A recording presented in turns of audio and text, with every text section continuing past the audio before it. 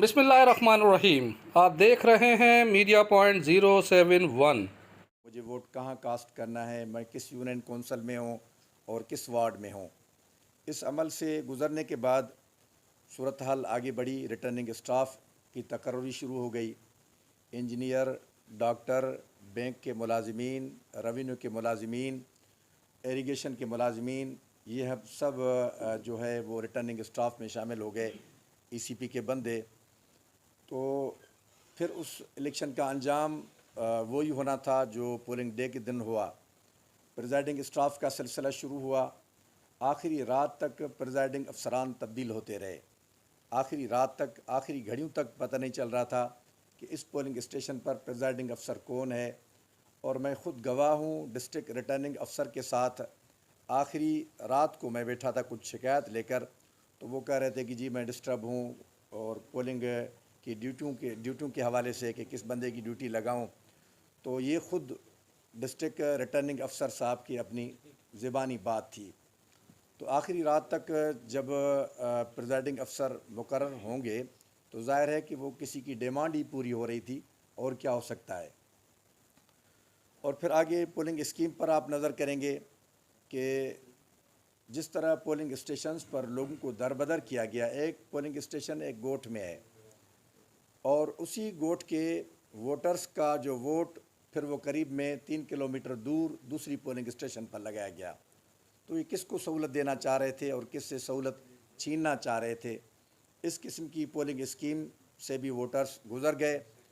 और जो polling day था, मेरे ख़्याल में हमने इस किस्म की आज़ाद माहौल में धांधली और इस तरह ठप्पेबाजी और इस तरह झगड़े और लड़ाई के साथ वोट छीनने का अमल कभी नहीं देखा। कई पोलिंग स्टेशन पर लड़ाइयाँ हुई, झगड़े हुए। ज़िला भर में हमारे 30 कारकुन शदीद ज़ख्मी हुए, जो अब तक मुख्तलिफ़ अस्पतालों में ज़ेर इलाज हैं और उनमें अक्सर की एफ़आईआर्स भी अब तक नहीं ली गई। यहाँ तक कि मैंने ख़ुद देखा कि दर्जनों की तादाद में ख़वातीन वोटर वो वोट कास्ट करने आ रही थी और फायरिंग की वजह से वो ख़वातीन वोट के हक़ से महरूम रह गईं। एक ख़ातून जो घरेलू ज़िंदगी बसर करने वाली, बच्चा उसके साथ हो, वो वोट कास्ट करने आए और फिर वोट कास्ट करने के लिए पोलिंग पर पहुंचते ही वो फायरिंग सुने, तो मुझे बताएं कि वो औरत किस तरह वोट कास्ट कर सकती है। ये सारा दिन हर पोलिंग स्टेशन का यही मंज़र था और यही सूरत हाल थी। तो इसमें कोई शक नहीं कि ख़वातीन को भी वोट के हक़ से झगड़े और लड़ाई और फायरिंग और अफरा तफरी करके उनको भी वोट के हक़ से महरूम रखा गया। उसके बावजूद जमीयत उलमा इस्लाम ने ज़िला सक्खर की हद तक मैं जो बात अर्ज़ करना चाहता हूँ कि 47 नशिस्तें जमीयत उलमा इस्लाम ने जीत ली हैं और वाइस चेयरमैन समेत हमारे जो टोटल तादाद बन रहा है वो 42 बन रहा है, जो अब तक जीत चुके हैं। और इस वक्त जिन नशिस्तों पर हमें जबरन हरवाया गया है, जो हमारी जीती हुई नशिस्तें हैं, वो 48 हैं।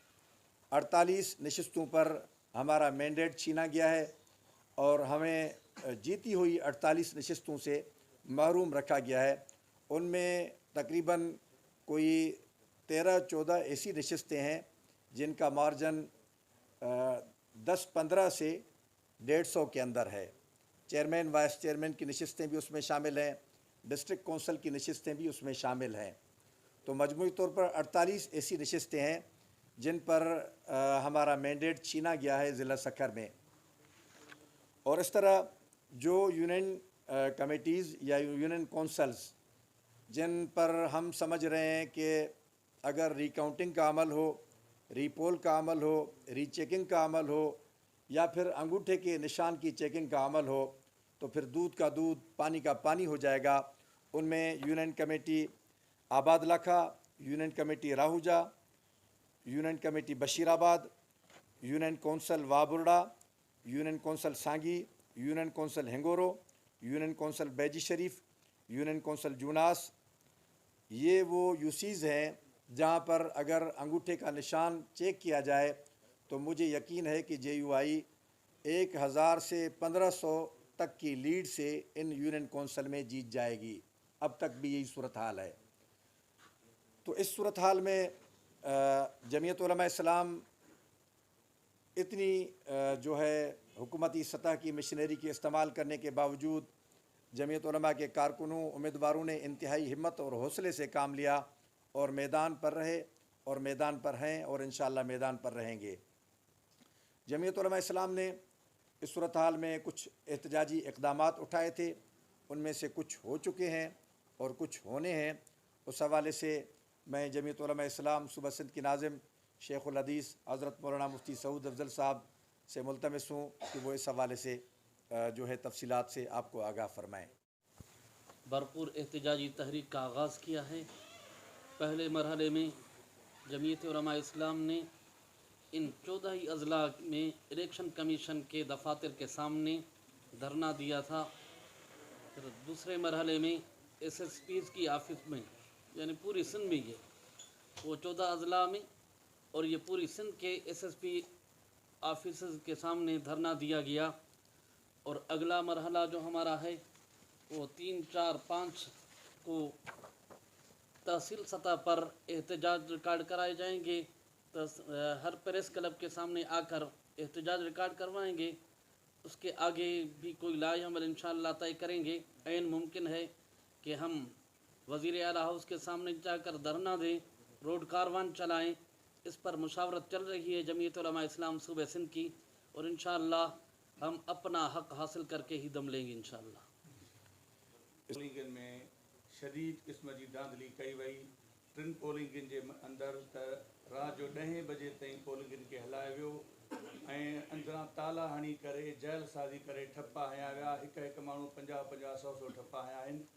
ऐं असां सां इहा ज़ुल्म ज्यादती थियो. उन जे मुक़ाबले में जिते असांजा घणा वोटर हुया रसूलपुर जे अंदरि, उते उन पोलिंग ते मां जॾहिं पहुतुसि तक़रीबन 10 मिंट पिया 5 में, त साथियुनि वॾे अंदरि बाल वॉलंटियर मौजूदु हुया 100 जे तादाद में. उन्हनि चयो साईं ही 4:30 बजे खां वठी बंदि कयो वेठो आहे पोलिंग. असां अंदरि ख़वातीन हज़रात सभु मौजूदु आहियूं, असांखे वोट नथो करणु ॾे. मां हुन सां शदीद मुज़ाहिमत जे अंदाज़ में ॻाल्हायो, पर हू न मुड़ियो.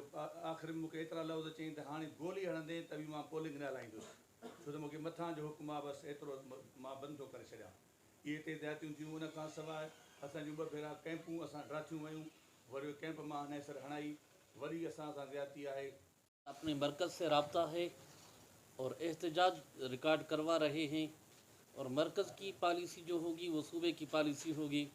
تو فی الحال کوئی ایسی صورتحال نہیں کہ ہم حکومت سے علیحدہ ہو رہے ہیں.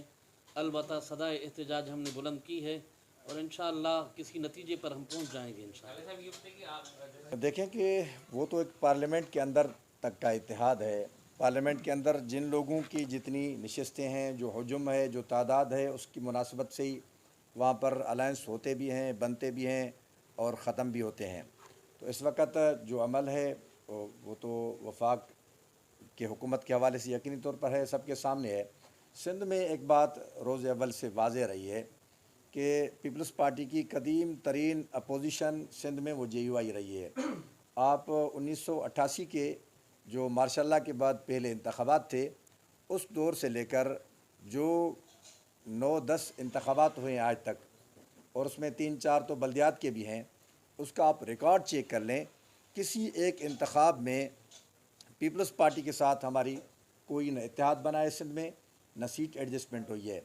تو ہم تو اس پرانے پیج پر ہیں، پرانی صورتحال پر ہیں، اس پر ہی چل رہے ہیں. اس میں تو مجھے تو سندھ کے حوالے سے ایسی کوئی بات نہ آپ ہی ثابت کر سکتے ہیں، نہ ہمارے کوئی ایسی چیز ہی ہے کہ کبھی پیپلز پارٹی کے ساتھ کوئی سیٹ ایڈجسٹمنٹ یا اتحاد ہوا ہے. تو جو مخالفت ہے وہ اصولی بنیاد پر ہے کہ سندھ کے جو بنیادی مسائل وہ اب تک جوں کہ توں ہیں، اور مسائل کوئی ہم اجاگر کر رہے ہیں اور مخالفت اسی بنیاد پر ہے، وہ کرتے رہیں گے انشاءاللہ.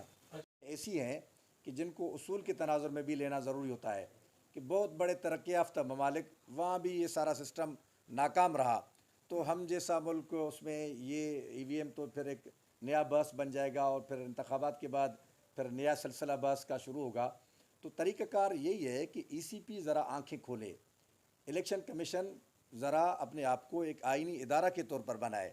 وہ کسی کی نوکری میں اپنے آپ کو وقف نہ کرے، وہ ایک خود مختار ادارے کی حیثیت میں جب بھی کام کرنا شروع کرے گا تو یقینی طور پر عوام کا الیکشن کمیشن پر اور الیکشن پر اعتماد شروع ہوگا۔